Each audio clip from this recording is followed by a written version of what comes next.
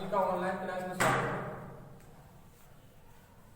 हमारे YouTube channel को आप सब्सक्राइब कीजिए। एनसीईआरटी भौतिक विज्ञान 12वीं की समस्त वीडियो प्राप्त कीजिए और लॉकडाउन का लाभ लीजिए। लॉकडाउन में समस्त वीडियो को लगातार देखते रहिए। अगली हेडिंग है वैल्यूम का आगमन, मूवमेंट ऑफ कपल। वैल्यूम का आगमन, मूवमेंट ऑफ कपल। ऐसे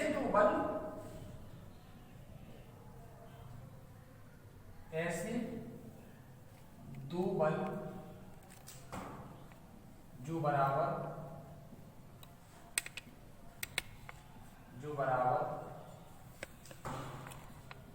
कॉमा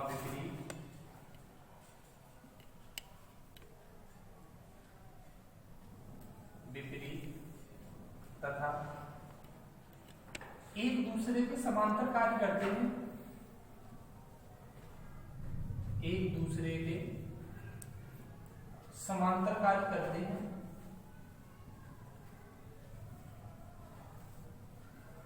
समांतर कार्य करते हैं तो बल व्यूहम कहते हैं, या बलों के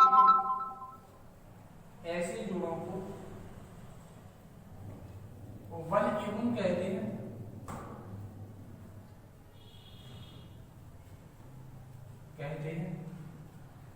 इनके आगमन को वैल्यूम आगमन कहते हैं।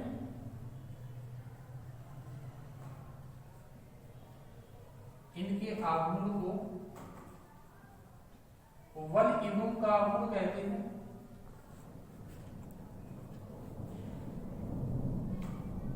वैल्यूम का आगमन कहते हैं।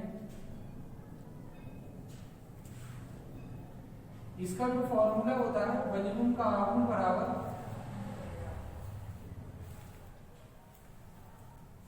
आगमन बराबर एक बल गुणे दोनों बलों की क्रिया रेखाओं के बीच की लंबवत दूरी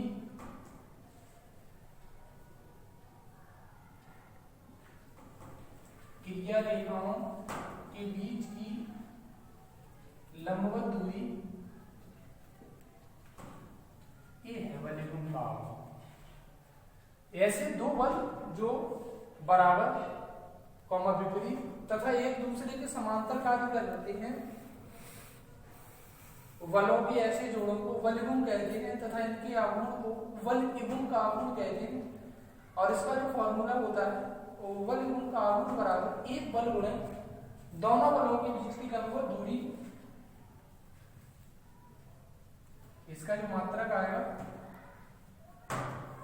वो न्यूटन मीटर, और जो विमा होगी इसकी वो बल की विमा mL/-2 गुणा L, ऐसे बन सकती है mL² T-2। और इससे जो आप विमाओं वाला मूल मात्रक बना सकते हैं, इसका मूल मात्रक के पदों में जो मात्रक होगा वो आपका किलोग्राम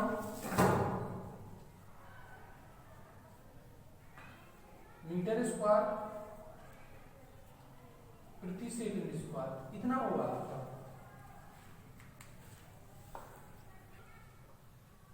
अगली हेडिंग बहुत मोस्ट निम्न है। एक समान बार वैद्युत क्षेत्र में रखे वैद्युत द्विध्रुव पर लगने वाले वैल्यूम का आगमन, कोष्टक में टाउ बराबर T sin थीटा का नियमन। Movement of couple on an electric dipole placed in an external uniform electric field. Tau बराबर P sin थीटा ड्राइव। ये टाउ बल आगमन से प्रदर्शित करते हैं इसको हम। ये वैद्युत द्विध्रुव आगमन है, ये वैद्युत क्षेत्र की तीव्रता है। इसका निरूपण करेंगे। माना कि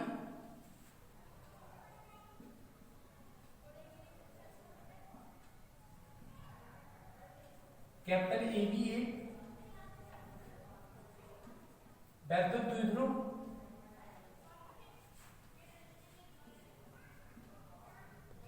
एक समान वैद्युत क्षेत्र में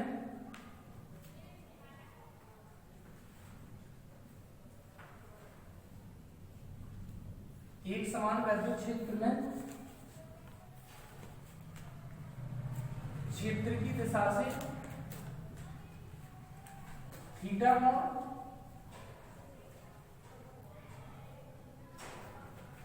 बनाते हुए रखा गया है।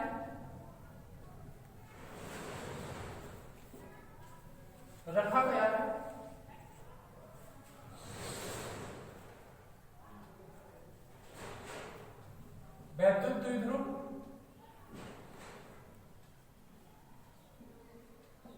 निकाय के आवेश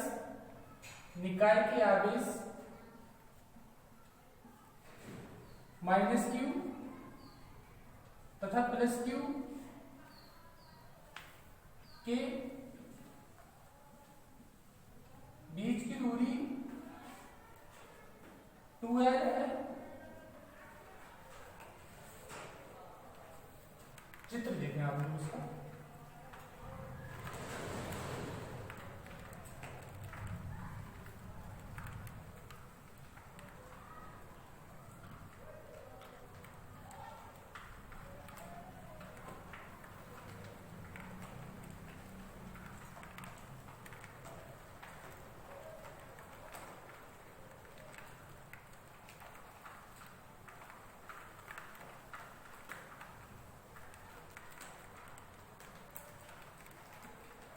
ये स्थिति है ऐसे,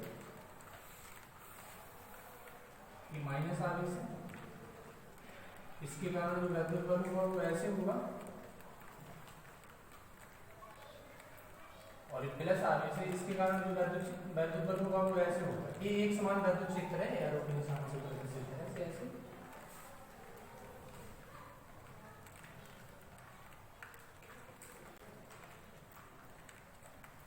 ये ऐसे वैद्युत क्षेत्र की दिशा से थीटा कोण बनाते हुए रखा गया है। ए इनके बीच की दूरी 2l है। ए कैपिटल ए और बी निकाय है। अब हम वैद्युत क्षेत्र के कारण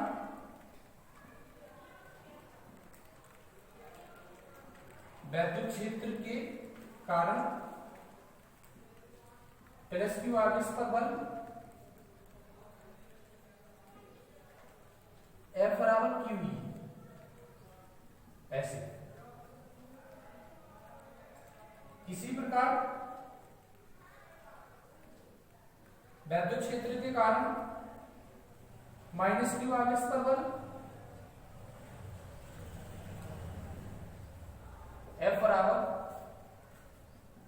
QE -QE।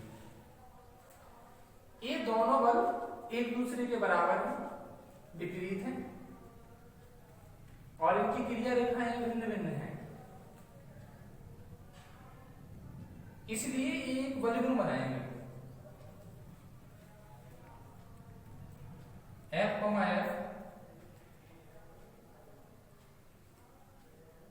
एक दूसरे के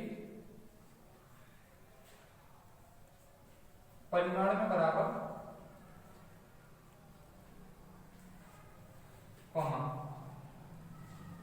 परिमाण में बराबर, विपरीत, तथा एक दूसरे के समांतर कार्य करते हैं, समांतर कार्य कर रहे हैं,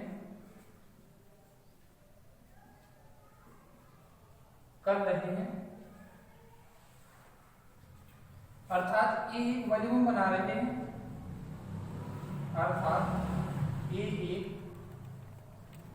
वलयुग्म बना रहे हैं,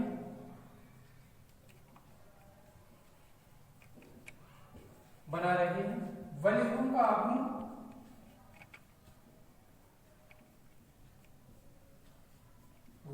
का आघूर्ण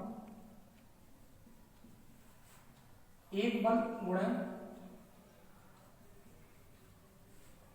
दोनों बलों की क्रिया रेखाओं के बीच की लंबवत दूरी, दोनों बलों की क्रिया रेखाओं के बीच लंबवत दूरी ऐसे होगा। एक बल F है, बराबर को टाउ से प्रदर्शित करते और दोनों क्रिया रेखाओं के बीच की दूरी आप देखें, OB की बात कर रहे हैं, हमें OB निकालना है।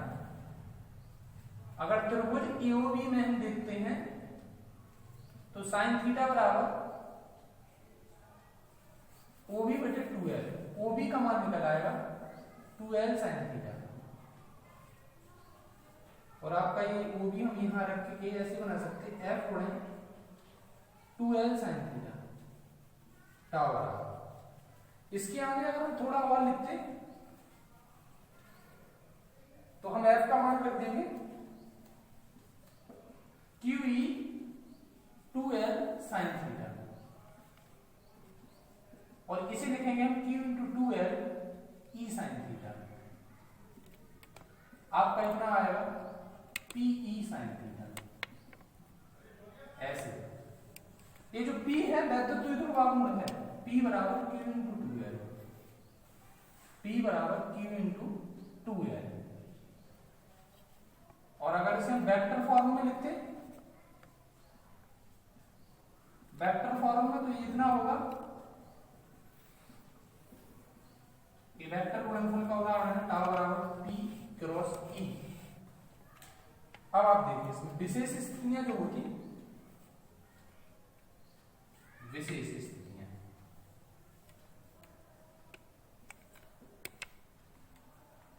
विशेष स्थितियां होती तो एक क्वेश्चन ये आता कि किस स्थिति में वैद्युत द्विध्रुव निकाय पर कोई आघूर्ण आरोपित नहीं होगा। पहली स्थिति है, किस स्थिति में वैद्युत द्विध्रुव निकाय पर बल आघूर्ण आरोपित नहीं होगा, समझ रहे हो क्या?